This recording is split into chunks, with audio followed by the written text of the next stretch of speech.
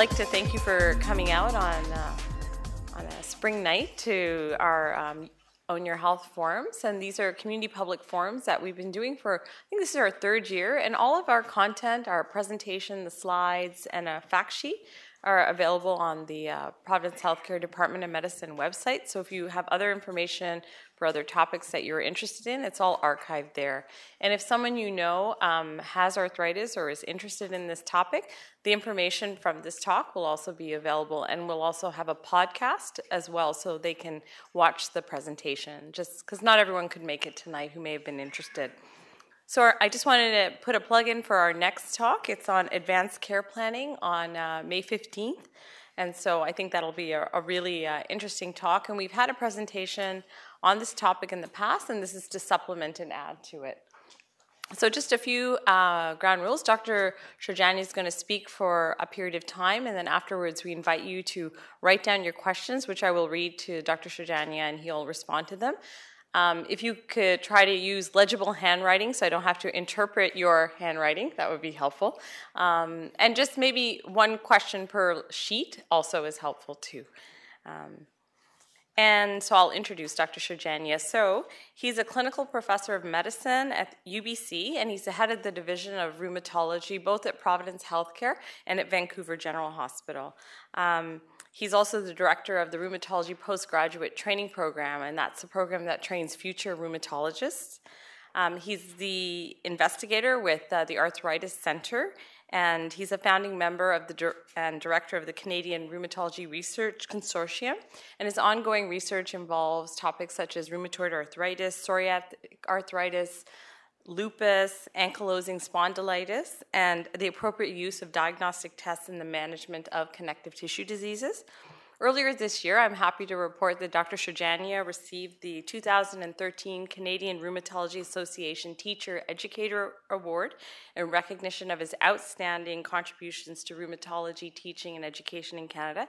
And you'll see his skills at play tonight when you hear his presentation and hear him answer questions. He's a wonderful colleague to have, and feel very honored to have him present to you today. Thank you. Thank you. Thanks, Anita. You're a wonderful colleague to have, actually. Some of these slides I've used, I stole and borrowed from the Arthritis Society and Cheryl Cohen, who has a very important advocacy site as well called Joint Health. And a little bit about the Arthritis Society. Back in 20 years ago when I was training, they didn't have enough rheumatology training positions, and the Arthritis Society was providing extra ones all across the country, and I took one of those. So otherwise I would have been just another cardiologist. So I'm very happy about that. And so they've been very helpful, and I'm always happy to give talks for them. And they do a lot of support for research and education in Canada. The other allegiance I have is the Arthritis Research Center of Canada. This is a Vancouver-started research center that does amazing research in osteoarthritis, rheumatoid arthritis, psoriatic, and ankylosing spondylitis, many types, using in part data from all of you and me in the BC HealthLink database. And so we look at big populations and looking at patterns and links. Sometimes my patients say, you know, how come a whole bunch of us in Terrace got Wegeners? And I think, well, maybe it's coincidence, but now we can actually see that there are clusters of certain diseases based on geography and time and season. So anyway, that's very exciting. There's a web link there. So today I was going to talk about different types of arthritis. I wasn't going to talk a long time because I think the question and answer is more interesting for you. I'm going to talk about osteoarthritis and rheumatoid arthritis, very similar treatments for the other very rare types. I was watching people as they came in, and I see most of you have osteoarthritis. A couple of you have Angst-Bond that I saw, but I couldn't tell from some of the rest of you. You have to get more undressed. The summer talks are easier. People come in shorts. I'm like, oh yes, I know what they have.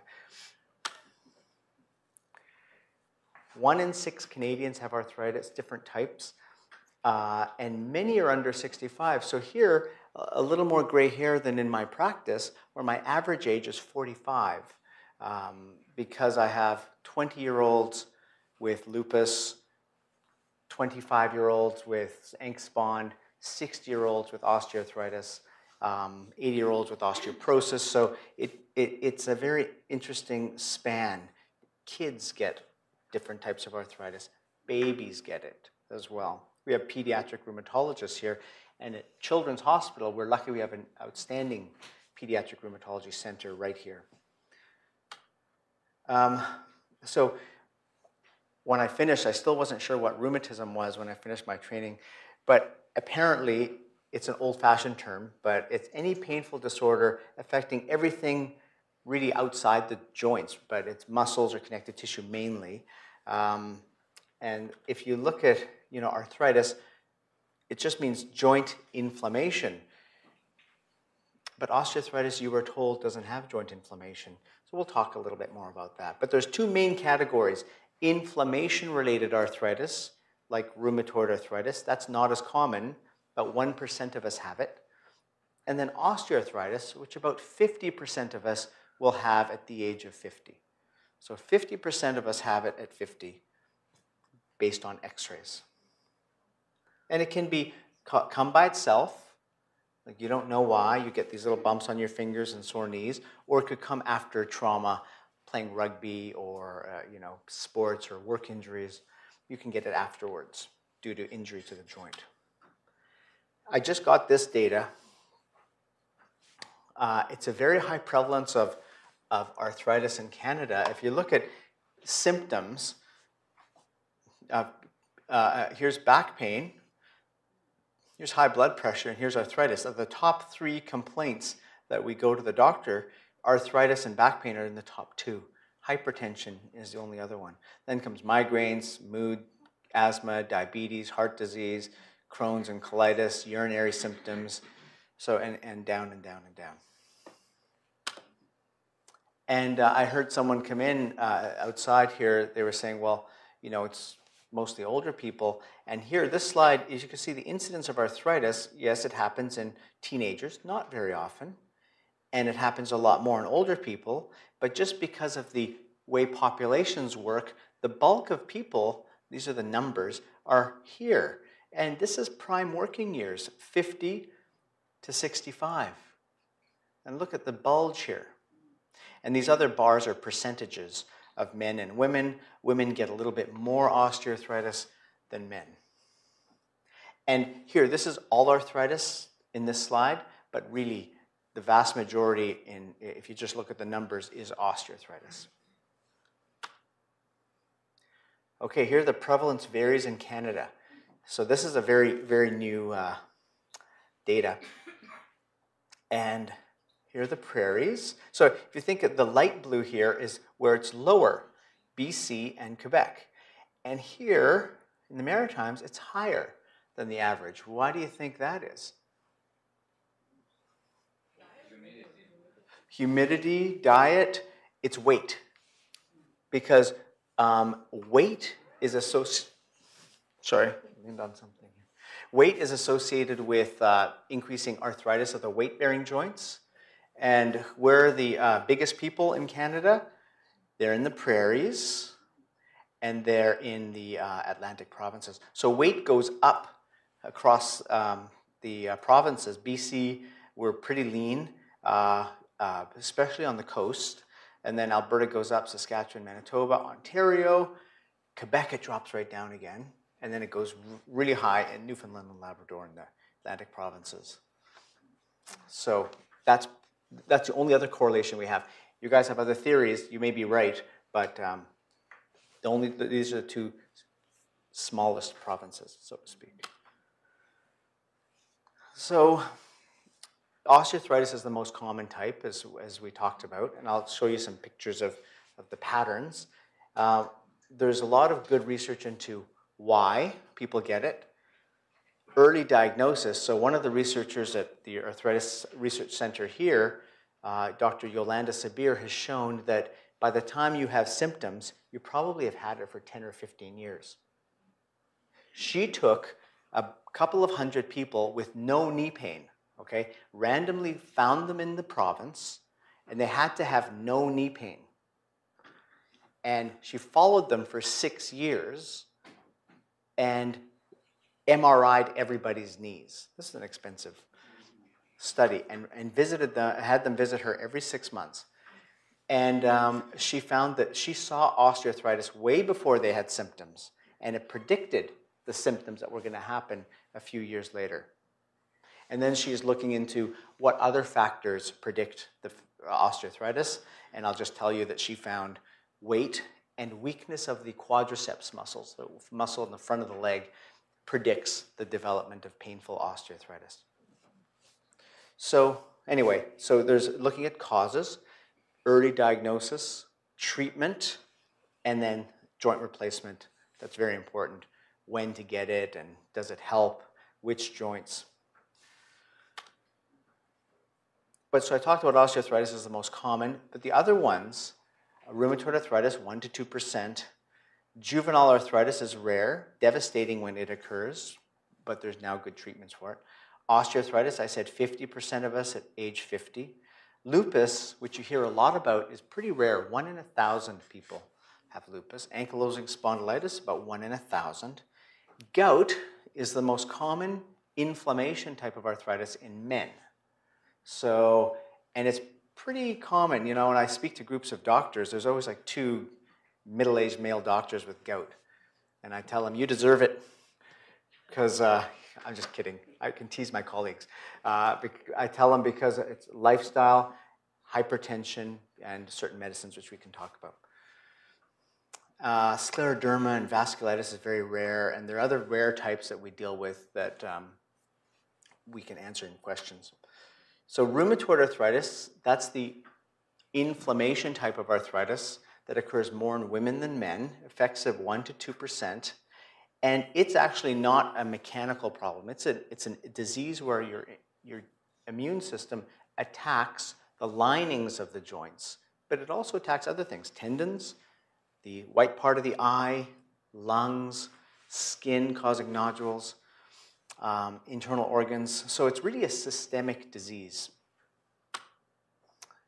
More women get it, and mostly between the ages of 25 and 50. And we don't really know why people get rheumatoid arthritis, but we think that there's a combination of certain genes that you inherit from your parents and a trigger. We need 2 hits, like an infection, typically. And we are looking into population studies of rheumatoid arthritis to see what could be the triggers. People are looking at this all over the world to look at what are the factors that could trigger rheumatoid arthritis. And here's a picture of a normal joint, and actually we should talk about this. This is any joint in the body, a finger or a knee. It's covered, this is the bone, it's covered with this blue cartilage, and it's supposed to be nice and smooth. Really smooth cartilage, and they flow really smoothly together. If you ever look at a chicken drumstick and you see the white cartilage, you see how smooth it is. And then the joint is covered by this capsule and this sac, and in this sac are this yellow joint fluid, which gives nutrients and feeds the cartilage. That's normal. Well, when this sac gets inflamed and thick, this nutrient bath actually grows and it becomes inflamed, and that inflammation damages and eats into the bone. Eats away the cartilage, eats into the bone, causes erosions and damage. That's rheumatoid arthritis. How fast can that happen? Well, one day you can go to sleep. The next morning you could wake up with 20 swollen joints. It can be that fast. Sometimes it takes weeks, but usually it's within about 6 weeks that it starts. And it starts in 1 or 2 joints and goes to 5 or 6, then 10 or 20. You know something's wrong. Here's the difference. So a lot of people here might be thinking, well, do I have rheumatoid or osteoarthritis? I don't know. Well, Here is the clues. Rheumatoid comes on faster. I think there was a lady at the arthritis booth out there, and she said, well, which pamphlet do I take? How do I know what type of arthritis I have, right? I don't know who it was. Yes, that's right. Well, here, I'll tell you. You can probably guess. Rheumatoid arthritis comes on a little faster. There's morning stiffness. Now, lots of us wake up stiff in the morning, but rheumatoid arthritis, you're stiff in the morning for about 30 to 60 minutes, whereas most of us were stiff for 5 or 10 minutes to get going, get a cup of coffee. So rheumatoid arthritis, you're a lot more stiffer, and the pattern in rheumatoid arthritis are these knuckles, the big knuckles, and then the next one's over. Osteoarthritis are the next ones over, so they have that in common, and then the farthest knuckles, those ones. Okay? Osteoarthritis affects the base of the thumb, this part in here. So opening jars might be difficult. That's, base of the thumb. DGAD is osteoarthritis. It's not clear in this. Osteoarthritis affects the neck, hips, knees, and causes the bunions that often people get. Rheumatoid arthritis affects these joints, as I said, and the wrists. Osteoarthritis never affects the wrist joints. Rheumatoid arthritis can affect the elbows and the shoulders, the knees, ankles, and toes, and the balls of the feet where you step down or step off. So a lot of my rheumatoids will say, in the morning I get up, I have to sort of step, and it's very hard to step, and I'm very stiff in my feet for about an hour. Okay, so you see the difference? Osteoarthritis and rheumatoid arthritis, slightly different joints, different symptoms. Can it be mixed? Can it be mixed? Yes. So one of my challenges is I see a patient in my office and I go, well, since osteoarthritis is so common, I see them across my desk, and but then they say, yes, I've had this for a while, these bumps, but 6 weeks ago I developed this new stuff. So yes, it could be definitely, you could have both. It's easy to have two diseases when one of them is common. It's pretty uncommon to have two rare diseases, but osteoarthritis and rheumatoid arthritis, you can mix them up. These are 3 good books. Cheryl Cohen and John Estill, one of the other rheumatologists from Vancouver, wrote this book on rheumatoid arthritis. That's just rheumatoid. The other 2 books, Living Well with Arthritis, is written by 3 rheumatologists, one of them who was a St. Paul's rheumatologist, Howard Stein. And then there's another good one on Guide to Alternative Therapies from the Arthritis Foundation. It'll be in the website, all these slides. Here's some very good websites. I use them all. The Arthritis Society website. This is Arthritis Research in BC. This is the US Arthritis Foundation. They've got a lot of other pamphlets and information. This one I love. It's called Quackwatch. It's I don't know, have you ever seen Quackwatch?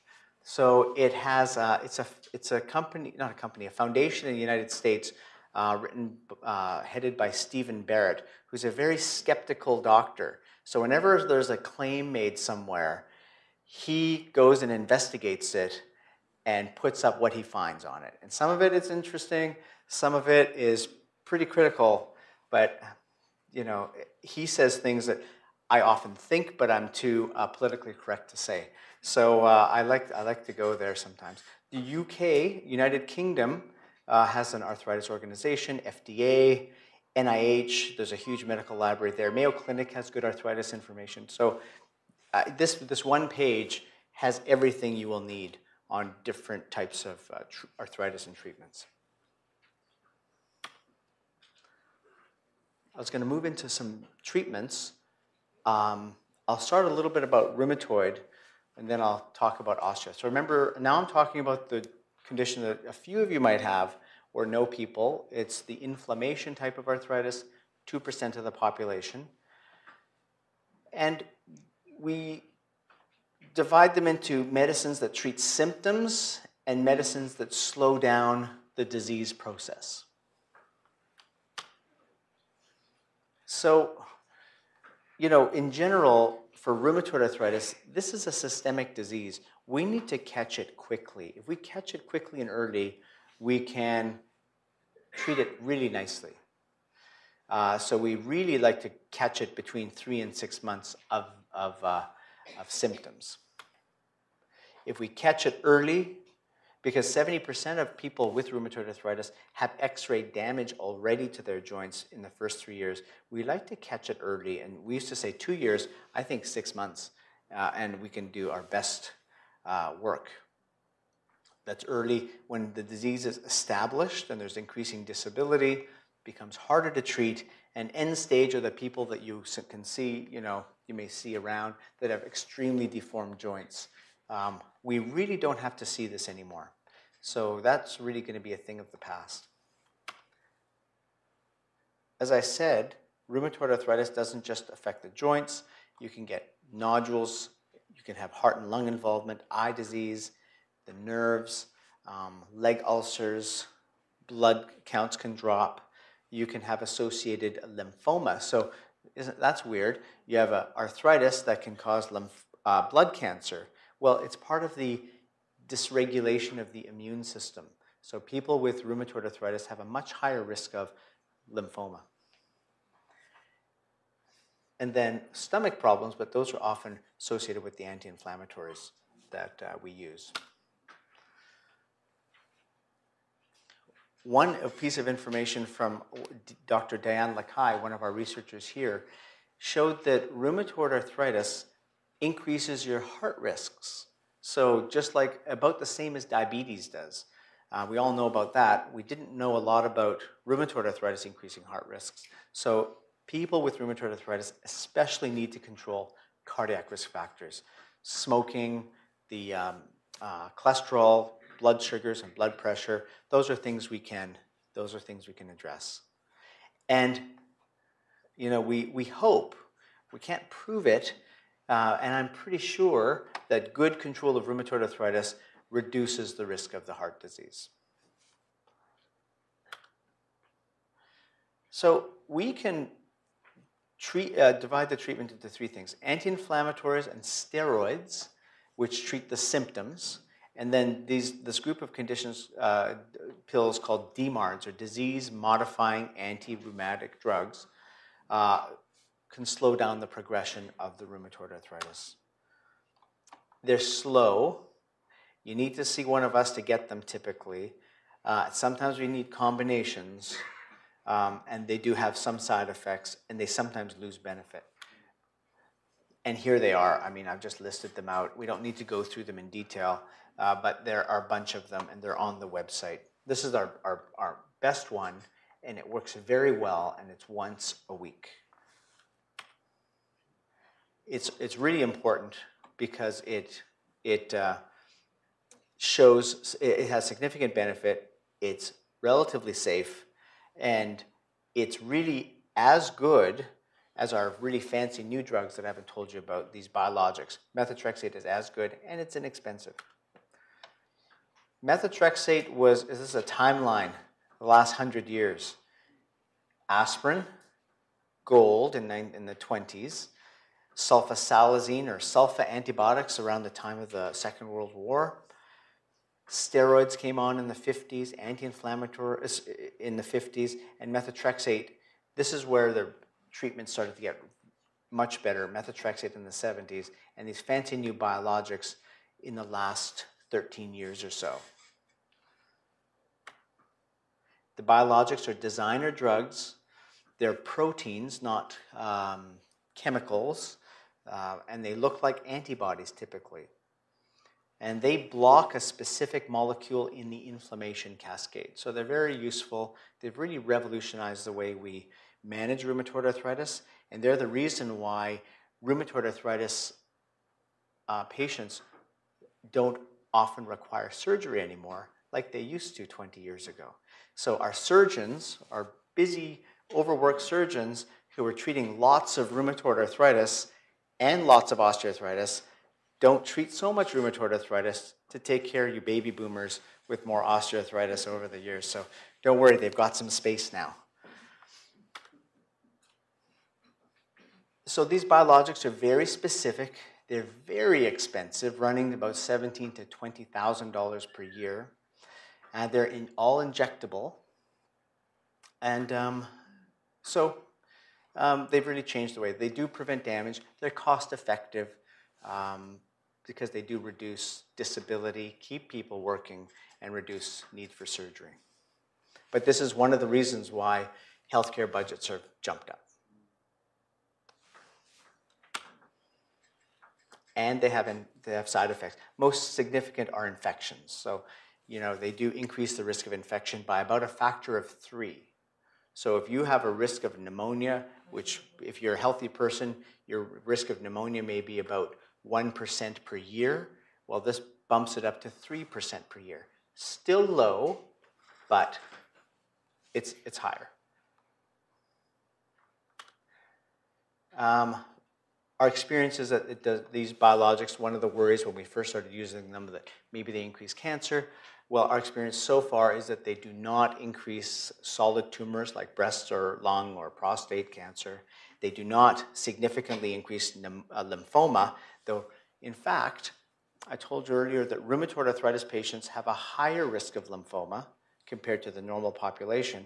Well, if we use a biologic, that risk reduces, but not to normal. So what do I do when I see early severe rheumatoid arthritis? I do something called triple therapy. I almost treat it like a cancer. We hit it hard and fast at the beginning, and then withdraw medicines once people get into remission.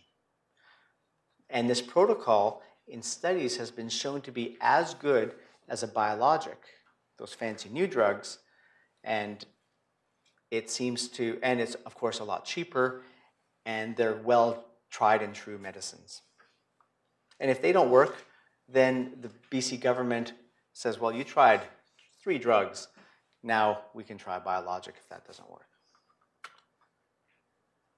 One big thing about arthritis, smoking is so highly associated with rheumatoid arthritis. If you smoke, you have a 40 times increase of getting rheumatoid arthritis. 40 times. It's also, the medicines don't work as well in smokers. Yeah, it's here. Smokers respond less well to the medicines. And then smoking increases all those other risk factors, the heart disease, ulcers, lung disease, pneumonia, osteoporosis that people with rheumatoid arthritis are a little bit more prone to. And of course, you're still at risk for all the usual smoking-related diseases. But it's hard, I get a new patient with rheumatoid, and I tell them all the things they've got, all the things they need to do. Then I say, oh, and you need to quit smoking. So sometimes it's a bit overwhelming, but we do push the message. Maybe not that first visit, maybe the second or third visit, but we do push it. One of my med students is here, and we talk about smoking in lots of patients. But in BC, we don't smoke as much, again, as the other provinces. Maybe that's another reason. But then Quebec, they smoke a little bit more, and they have lower arthritis. So it's osteoarthritis. So for rheumatoid arthritis, the key points, we shift to earlier, more aggressive treatment. We use combinations. These biologics have really changed our management and have reduced the need for surgery. So we're making some good progress in rheumatoid arthritis. In both rheumatoid arthritis and osteoarthritis, exercise is really important. I saw some handouts out there on exercise for arthritis, and I flipped through them. They were very good. We really push our patients to exercise. We try to see what motivates them and what types of exercise they're willing to do or able to do. But really, everyone should be able to do some exercise. Exercise reduces inflammation. It improves strength and reduces pain. It improves function.